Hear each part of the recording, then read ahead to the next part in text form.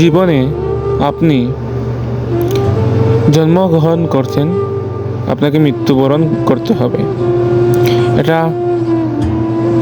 বাস্তব এবং নির্মম সত্য। পৃথিবীতে জন্ম থেকে মৃত্যু পর্যন্ত এমন কোনো ব্যক্তি নেই যে কখনো পরিশ্রম না করে। পরিশ্রম করতেই হবে, পরিশ্রম করাই লাগবে।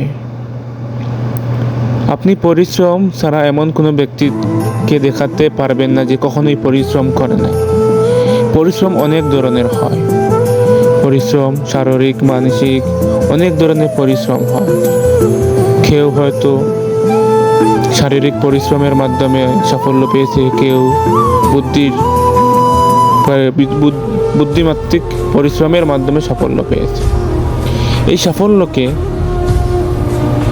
পেতে ওকে পরিশ্রম করতেই হয়েছে। পরিশ্রম দ্বারা সে সাফল্য পেয়েছে। জীবনে থেকে মৃত্যু পর্যন্ত কেউ না কেউ পরিশ্রম করতেই থাকে। পৃথিবীতে সবাই পরিশ্রম করে থাকে, কেউ যৌক্তিক, কেউ অযৌক্তিক, কেউ সার্থক হয়েছে, কেউ আবার সার্থক হয়নি।